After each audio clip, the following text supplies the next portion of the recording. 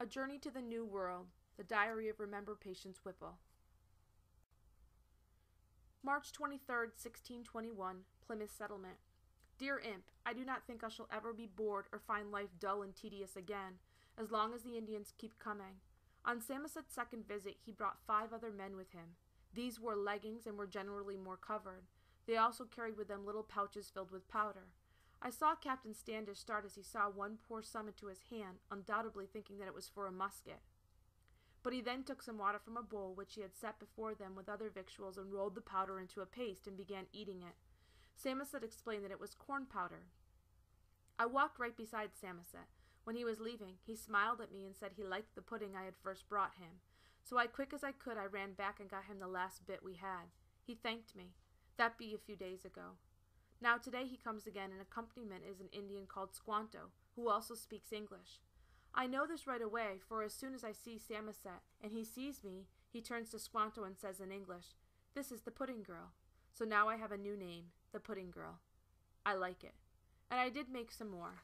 This pudding is an odd one, for it has none of the normal things, because there be none of these normal things here, like milk and eggs and butter. I make it with fat from the geese drippings, or whatever fowl we can get, dried peas soaked in beer, and some of the flour we brought from Leiden, and the dried currants and other dried fruits which we still have goodly supply. Squanto and Samoset talked with us for maybe an hour, and then they mentioned that the great sachem, Massasoit, and his brother be nearby, in fact just behind the ridge with 60 or more of his people. Captain Standish jumped up quite alarmed, but Samoset said that there was no need for that. They came to parley. So Captain Standish and the governor met Samoset and his brother. A treaty was worked out. This treaty is one of peace, and we pledge that we shall not injure each other's people, nor steal from them, or if there be any unjustly war that against the Indians, we shall help them. Good night and peace. Love, Mem. Or the Pudding Girl. P.S. I gave Squanto some of the pudding. I pray that he likes it as much as Samoset. March 25th, 1621. Dear Imp, Hummy's father has not come out of their house for 2 days. Hummy is worried to death. She knows not what to do with the man, and I am no help. If Hummy's father has not come out, Mistress Billington certainly has, and at odd times. She be abroad 2 nights in a row now, up to no good, says people. Why would someone go out at night in the vapors, especially when a south wind is blowing? There is talk that she keeps a sieve and scissors for the practice of what is called the small sorceries, fortune-telling, and the like.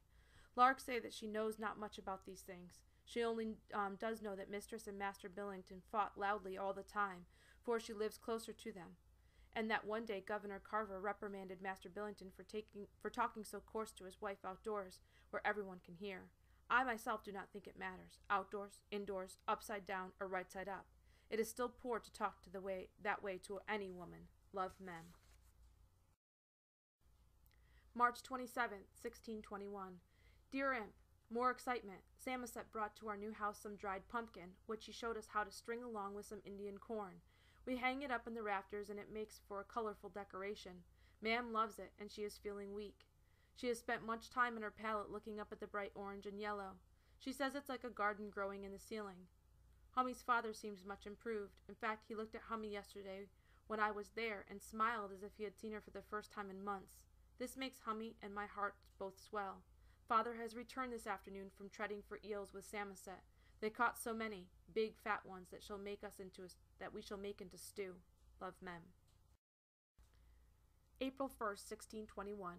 Dear Imp, the month hath turned, and although it be rainy, Squanto says that it is the beginning of time for corn planting. He calls these days Squeakinikosh. I cannot believe it, but perhaps spring and gardens are truly coming. Squanto promises we shall see the corn shoots by June. We spend the whole day planting corn. The rain stops and the sun comes out, and I start to laugh, for Hummy has not minded her hat, and her face has grown so many freckles. I say I hope we have as much corn as she has freckles on her face. Love, Mem. April 2nd, 1621. Dear Imp, 'tis the worst imaginable. When I return home, I find Blessing crying uncontrollably, and Man coughing blood. Oh, Imp, I am so ashamed. All these days I have been so taken with the Indians, I have neglected my own dear Mam. I mean not neglected her in duty. I have helped her and brought her tea and carried her to the privy, but I had not been so blind. So full have my eyes been with the color and the feathers of these Indians that I have not seen my mother fade before me. I should have known that she was growing weaker. She be so weak now she can hardly talk. She does look at the pumpkins we have strung on the ceiling and the corn. I explained to Samoset and Squanto how she loves that color, and the dear souls bring more for me to string along with some golden tansy that is dried. Father puts it up, and Mam watches. It is silly, I know, but I have this notion that if she keeps watching the yellow that she loves float above her head, somehow this will stay death. That she will not need to go to heaven. That is if we can string those yellow beauties just so. I can write no more. I am too fearful. Love, Mem. April 3rd, 1621. Dear Imp, Mam died this morning. She died with her eyes locked on the yellow of the pumpkins and the tansy. She died with 2 words on her parched lips. I love. There was not time for the rest of us, but we knew her meanings were all the same. I be feeling so strange. I have no mother now. I keep repeating that to myself, but I cannot believe she is gone. Love, Mem. April 4th, 1621. Dear Imp, I have yet a new grief. Hummy sails tomorrow with her father on the Mayflower. This is when the ship is to leave. She must go back to England to be near the grave of their dear Eleanor, he says. I am simply numb. This morning we buried Mam. Father made the casket last night. He wrapped her in a wool shroud, and I put in time to ward off the nightmares and rosemary for remembrance. We had brought these herbs from Leiden, and of course I put the brightest of the tansy. Love, Mem. April 5th. Dear Imp, I watched from the hillock until the Mayflower was but a speck on the horizon. Hummy and I decided not to say goodbye on the beach in front of the others, but early in the morning by the rim of the forest. She cried, but it is as if I were too numb.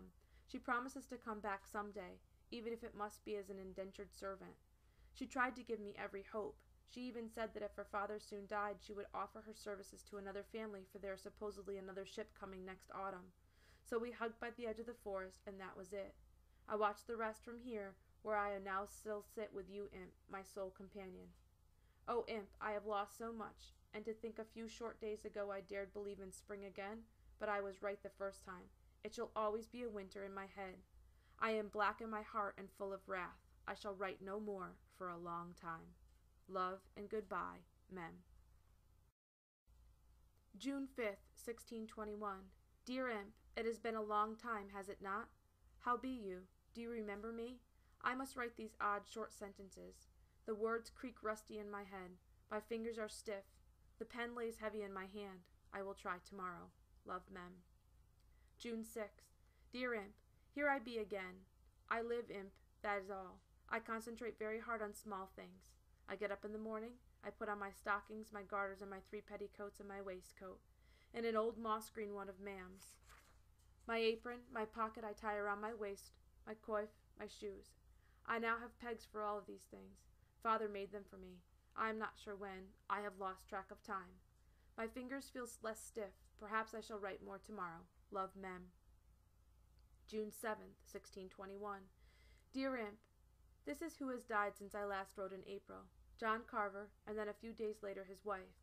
But the dying from the general sickness has slowed. William Bradford is now our governor. It strikes me as very odd that the Billingtons are the one family he has remained untouched by the general sickness. Every other family that is here has lost someone.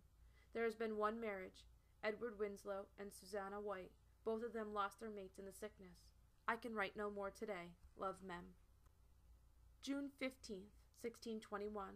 Dear Imp, you shall never believe what young John Billington has gone and done now.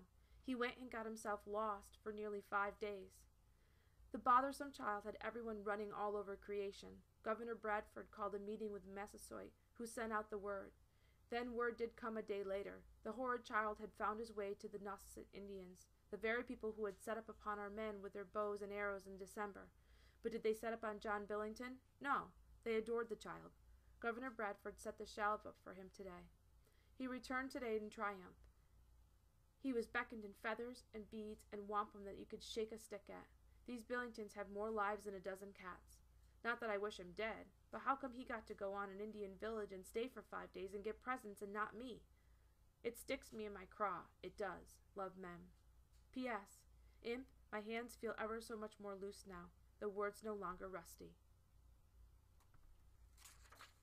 June 17th, 1621. Dear Imp, did I tell you that Squanto had embraced our faith and has become a professed member of the holy discipline? He be a saint now, like so many of us, but even before, There never was any doubt that Squanto was, as Master Bradford had said so many times, a special instrument sent of God, for all of our good and beyond our greatest expectations. For indeed the corn begins to blaze in the field, and we shall not face starvation next winter. Love, Mem. June 30th, 1621. Dear Imp, we be busy sunrise to sunset now. The one strip of rye seeds that were planted in the spring has done well, and many of us girls and women are out there binding it into sheaves. 'Tis a quick-growing seed, the rye. Then our own gardeners need constant tending.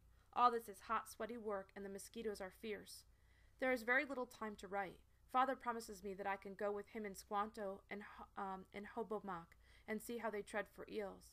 I am most anxious to do this. I forgot to tell you, Hobomok is another Indian, a friend of Squanto, who now has become a part of our small village. He, too, likes my pudding. There is beginning to be talk of a major exploration to the province known as Massachusetts, where there is a great bay. The Indians there are said to have many furs. This is important, for we soon must have things to send back to England, for the merchants who await payment on their investment. Their ship will be coming in the autumn.